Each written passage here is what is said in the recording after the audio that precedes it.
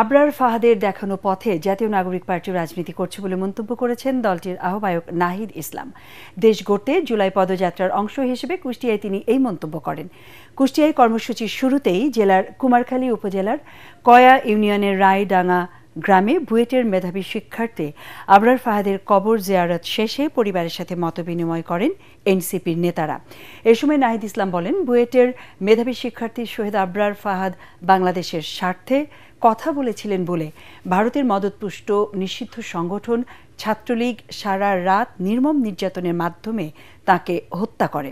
দলটির মুখ্য সমন্বয়ক নাসির উদ্দিন পাটোয়ারি, এনসিপির উত্তরাঞ্চলের মুখ্য সংগঠক সার্জিস আলম, দক্ষিণাঞ্চলের মুখ্য সংগঠক হাসনাত আবদুল্লাহ, যুগ্ম সদস্য সচিব মাহিন সরকার ও সংগঠনটির যুব সংগঠক দ্রুতি অরণ্য চৌধুরী সহ দলীয় নেতাকর্মীরা কর্মসূচিতে অংশ নেন।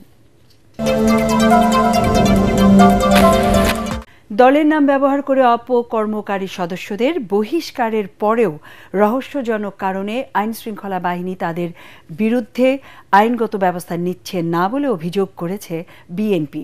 নয়াপল্টনে কেন্দ্রীয় কার্যালয়ে সংবাদ সম্মেলনে দলের সিনিয়র যুগ্ম মহাসচিব রুহুল কবির রিজভী এই অভিযোগ করেন। তিনি বলেন, প্রশাসনের নিষ্ক্রিয়তায় মব কালচার বিস্তারে সমাজের শান্তি ও স্থিতিশীলতা নষ্ট হচ্ছে। পতিত স্বৈরশাসক শেখ হাসিনার অদ্ভুত উন্নয়নের ফিরিস্তি দেওয়ার মতো জাতীয় নির্বাচন পেছানো নিয়েও নানা ধরনের বয়ান দেয়া হচ্ছে বলে অভিযোগ করেন রিজভী। দুষ্কৃতিকারীদের বিরুদ্ধে আইনি ব্যবস্থা গ্রহণের জন্য দল থেকে প্রশাসনের সাথে যোগাযোগ করা হলেও প্রশাসন কোনো সহযোগিতা করছে না। অন্তর্বর্তীকালীন সরকার ক্ষমতাসীন হওয়ার পর থেকে এখন পর্যন্ত পুলিশ প্রশাসন খুব একটা সক্রিয় হয়নি, বরং কোনো কোনো ক্ষেত্রে কেউ কেউ উদ্দেশ্য প্রণোদিতভাবে কলকাঠি নাড়ছেন বলে স্পষ্টত প্রতীয়মান হয়। বাংলাদেশ থেকে আমদানি করা পণ্যের ওপর ৩৫% শুল্ক নির্ধারণ করেছেন মার্কিন প্রেসিডেন্ট ডোনাল্ড ট্রাম্প। আগামী ১ আগস্ট থেকে কার্যকর হবে এই শুল্ক। তবে প্রধান উপদেষ্টার প্রেস সচিব শফিকুল আলম জানিয়েছেন, যুক্তরাষ্ট্রের সাথে যৌক্তিক শুল্ক সমঝোতায় পৌঁছতে আলোচনা চালিয়ে যাচ্ছে বাংলাদেশ। তার আশা, আলোচনায় উভয় দেশের জন্য লাভজনক ফলাফল উঠে আসবে। এসি কেনার কথা ভাবছেন? ভিশন দিচ্ছে যে কোনো এসিতে 15% নিশ্চিত ছাড়। এছাড়াও থাকছে মানি ব্যাক গ্যারান্টি নিশ্চয়তা। কমার্স অ্যাডভাইজার শেখ বশিরউদ্দিন এখন ওয়াশিংটনে আছেন, উনি এই টক্সের নেতৃত্ব দিচ্ছেন।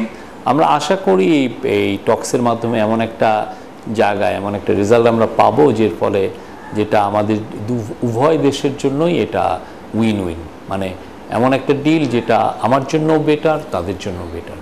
আমাদের চিফ অ্যাডভাইজার ট্রাম্প প্রশাসনকে চিঠি দিয়েছেন, প্রেসিডেন্ট ট্রাম্পকে চিঠি দিয়েছেন। তারপরে আপনারা দেখেছেন গত 90 দিনে আমরা বাংলাদেশের যত ট্রেড এক্সপার্ট আছে সবার সাথে আমরা বসেছি, সেটা নিয়ে আমাদের একটা পজিশন পেপার তৈরি হয়েছে। আমরা আমাদের নেগোসিয়েশনে কি কি বিষয় নেগোশিয়েট করব সেগুলো বিষয়ে আলাপ হয়েছে। যুক্তরাষ্ট্রের সাথে বাংলাদেশে বাণিজ্য ঘাটতির তুলনায় ৩৫% শুল্ক নির্ধারণ যৌক্তিক হয়নি বলে মনে করছেন অর্থ উপদেষ্টা। এটা আশা করেনি বাণিজ্য মন্ত্রণালয়। এটি কার্যকর হলে বাংলাদেশের উপর চাপ বাড়বে বলে মনে করছে বাণিজ্য সচিব। এই বিষয়ে আলোচনার জন্যই আজই যুক্তরাষ্ট্রে যাচ্ছেন তিনি। আমাদের ডেফিসিট মাত্র $5 বিলিয়ন, ভিয়েতনামের 125 বিলিয়ন। ওখানে কিন্তু ওরা মোটামুটি ওরা কনসেশন দিতে মানে ওদের রাজি হয়েছে, কিন্তু আমাদের এত কম ডেফিসিট, আমরা চেষ্টা করছি যে আমাদের এত কম ডেফিসিট এত বড় এত শুল্ক দেওয়ার তো কোনো জাস্টিফিকেশন থাকে না। কিন্তু ওরা যেটা করছে ব্ল্যাঙ্কেট কতগুলো করে, চায়নার জন্য আলাদা, একেবারে চায়না তো একটা সিঙ্গেল হ্যান্ডেডলি ডিল করে ওরা, আর বাকিরা এটা দেশে করে, যেটা 14টা দেশের একই বলেছে। 14 দেশের মধ্যে এখন আমরা একটা নেগোসিয়েট করবো। জাতীয় পার্টির চেয়ারম্যান জি.এম. কাদের, যাকে মহাসচিব নিয়োগ দিয়েছেন তা অবৈধ। মুজিবুল হক চুন্নু এখনও পার্টির বৈধ মহাসচিব বলে দাবি করেছেন দল থেকে অব্যাহতিপ্রাপ্ত সিনিয়র কো চেয়ারম্যান আনিসুল ইসলাম মাহমুদ। রাজধানীর গুলশানে আয়োজিত জরুরি সংবাদ সম্মেলনে তিনি বলেন, দলের গঠনতন্ত্র অনুযায়ী কাউন্সিল ঘোষণার পর চেয়ারম্যান দলে কোনো পরিবর্তন করতে পারবেন না। তাই যাদের অব্যাহতি দেওয়া হয়েছে তাও অবৈধ।